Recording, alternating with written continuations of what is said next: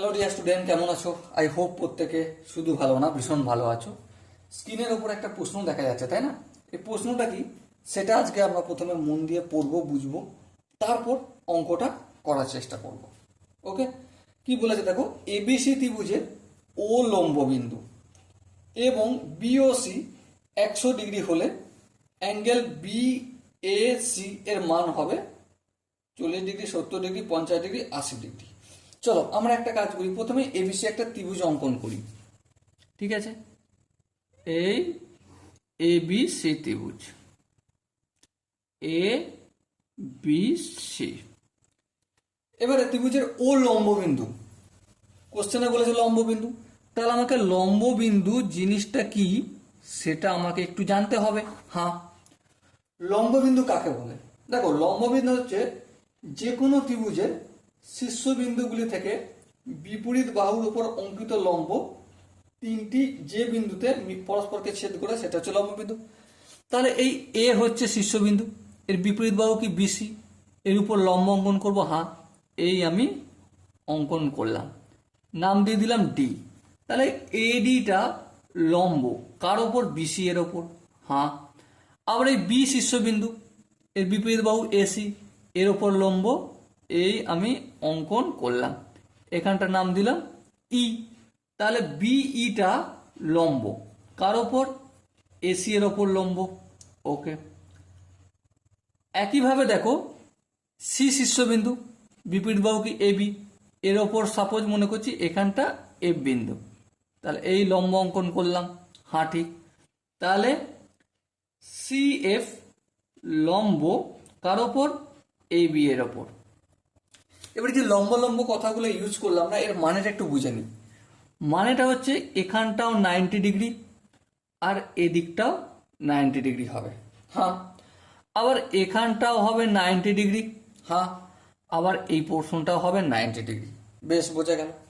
আবার এখানটাও 90 ডিগ্রি আর এখানটাও হবে কত? অবভিয়াসলি 90 ডিগ্রি, সোজা কথা। ওকে, এবার দেখো এই জায়গাটা কত ডিগ্রি? 90। আর এই জায়গাটা কত? 90। তাহলে টোটাল কত হলো?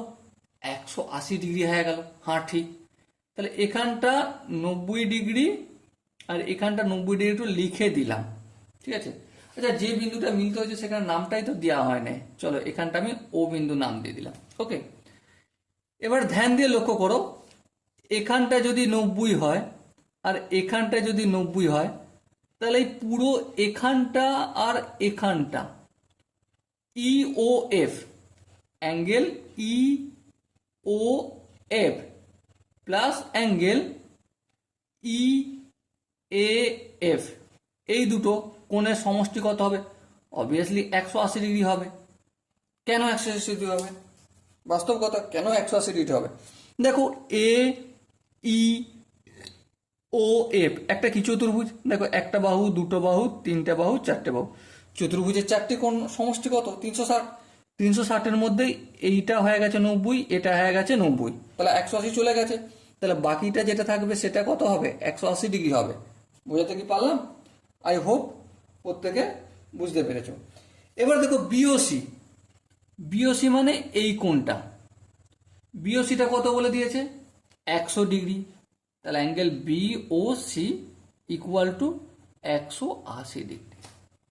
এবারে চলো বিপ্রতীপ কোণের কনসেপ্টে যাই।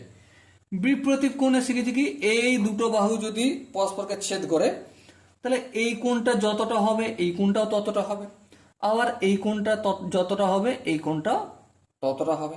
তাহলে সাপোজ এখানটা যদি 100 ডিগ্রি হয়, তাহলে এখানটা কত হবে? Obviously 100 degree. হ্যাঁ, তাহলে দেখো এখানটাকে আমি 100 ডিগ্রি বলবো। হ্যাঁ, আচ্ছা এই কোণটা আর এই কোণটা টোটাল সমষ্টি কত ছিল? 180। তার মধ্যে এখানে 100 চলে গেলে এখানটা কতটা হবে? অবভিয়াসলি 80 ডিগ্রি হবে। তাহলে angle F A E equal to 80 degree আর angle E O F equal to কত?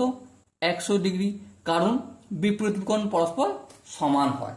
এবার দেখো আমাদের কোশ্চেনে কি জিজ্ঞাসা করেছে, বিএসি,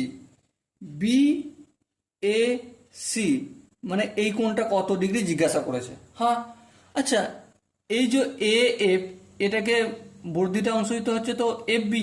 হ্যাঁ, তাহলে এই কোণটার কিছু ফারাক পড়বে? পড়বে না। তাহলে এই কোণটা কত ডিগ্রি? 80 ডিগ্রি। সো আমরা বলতে পারি কি B A C equal to 80 degree. Okay, so dear student, I hope তোমাদের এই কোশ্চেনটার প্রতিটা কনসেপ্ট বোঝা গেছে। যদি বোঝা যেয়ে থাকে তাহলে অবশ্যই একটা লাইক, একটা শেয়ার আর একটা সাবস্ক্রাইব করলেই হবে। আর যদি কোনো জায়গায় বুঝতে অসুবিধা থাকে তাহলে কমেন্ট বক্স তো খোলাই রইল। ওকে, সো দেখা হচ্ছে পরবর্তী সেশনে। ততক্ষণ পর্যন্ত ভালো থেকো, সুস্থ থেকো এবং জয় হিন্দ।